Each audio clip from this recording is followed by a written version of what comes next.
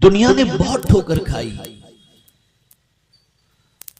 और दुनिया इस हद तक रस्म रिवाज की आदी बन चुकी कि अब तकरीबन दुनिया ने जिस चीज को मजबूती से थामे रखा है वो फरा को थाम के रखा है, शाख को थाम के रखा है और जड़ से उसका रिश्ता कमजोर होता जा रहा है। असल जो है उससे उसका रिश्ता कमजोर हो चुका। मिसाल के तौर पर हमने अपनी जिंदगी में रसूमात को इतना पकड़ लिया और नफिल पर इतना तवज्जो दे चुके कि फर्ज से हम गाफिल हो गए और असल से हमारा ताल्लुक कमजोर हो गया। और थोड़ा सा आगे बढ़ करके अर्ज करूं तो अपने बनाए हुए रिश्ते का एहतराम तो इंसान करने लगा, कुदरत के बनाए हुए रिश्ते का एहतराम छोड़ दिया। उसको मैं मिसाल के जरिए समझाऊं तो बात अच्छी तरह समझ में आ जाएगी। हमने किसी को अपना दोस्त बनाया तो उस दोस्त के मां बाप का हम जितना ख्याल करते हैं अपने मां बाप का इतना ख्याल नहीं करते। दोस्त तुमने बनाया और उसके मां बाप से रिश्ता तुम्हारा बनाया हुआ है, लेकिन तुम्हारे मां बाप के साथ रिश्ता तो रब्बे कदीर ने बनाया है। और मेरे प्यारे आका सल्लल्लाहु ताला अलैहि वसल्लम के प्यारे दीवानों, इस उम्मत की सबसे बड़ी कमनसीबी ये है कि इस उम्मत ने मां बाप को जो मकाम देना चाहिए था वो मकाम नहीं दिया, इल्ला माशाअल्लाह।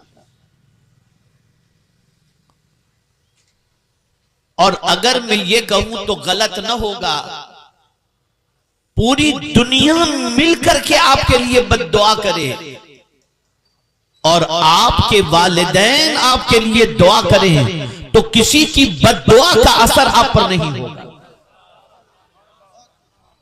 और अगर पूरी दुनिया मिलकर आपके लिए दुआ करे और आपके वालिदैन आपके लिए बद्दुआ करे तो किसी की दुआ का असर आपकी जिंदगी में नहीं होगा।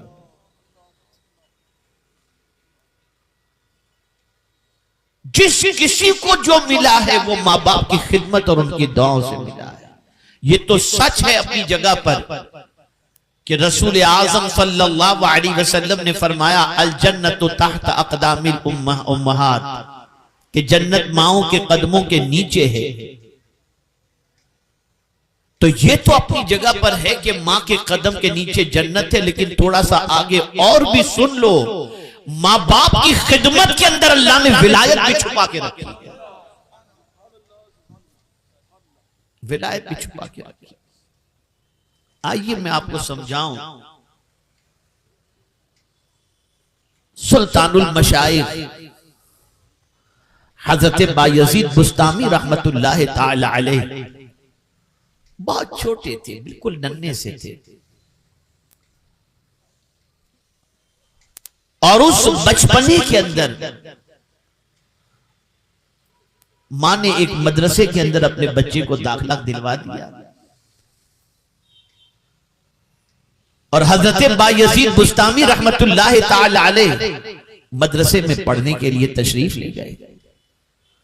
आजकल तो कुरान जो पढ़ाया जाता है बस पढ़ा दिया गया, पूरी जिंदगी पढ़कर बिस्मिल्लाह शरीफ का तर्जमा भी आज तक नहीं समझ सके। और उस जमाने में जब कुरान पढ़ाया जाता तो बच्चे कुरान पढ़ते ही नहीं थे, कुरान समझते भी थे।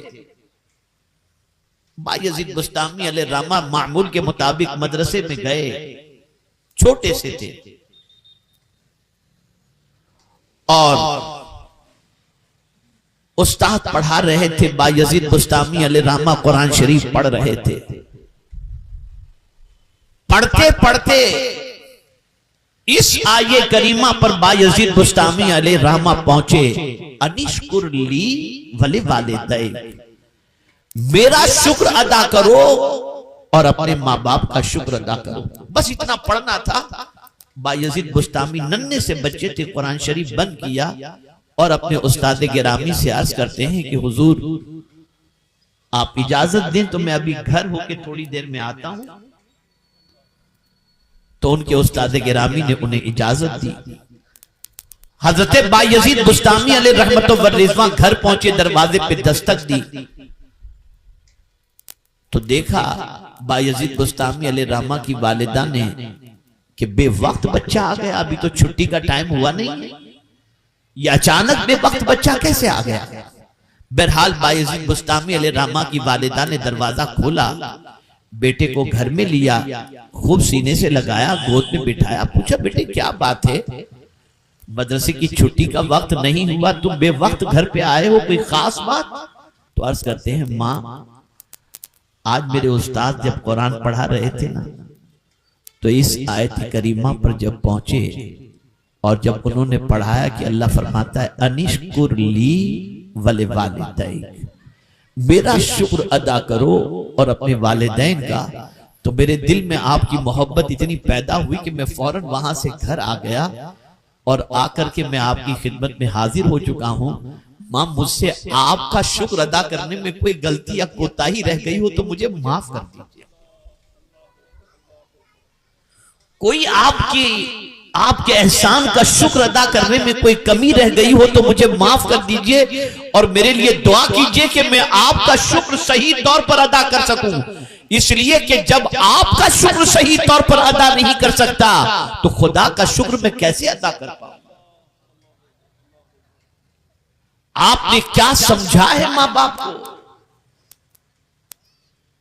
आपने क्या समझा है उनके दर्जात को। एक इंसान उस वक्त तक 1000 हाथ तूफान के मुकाबले की सलाहियत रखता है जब तक उसके वालिदैन जिंदा हैं और वालिदैन उससे खुश हैं। और वालिदैन के इंतकाल के बाद उस बंदे की जिंदगी के अंदर एक ऐसा सहारा टूट जाता है जिस सहारे के बलबूते पर वो हर मैदान के अंदर फतह हासिल कर लेता था।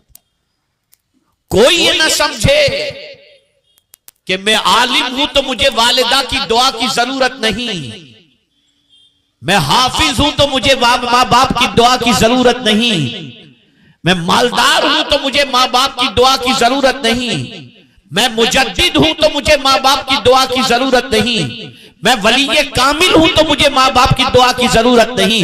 अरे मां की दुआ की जरूरत सिर्फ आलिम ही को नहीं, हाफिज ही को नहीं, डॉक्टर ही को नहीं, वली ही को नहीं, मुजद्दिद ही को नहीं, नबी को भी मां की दुआ की जरूरत है।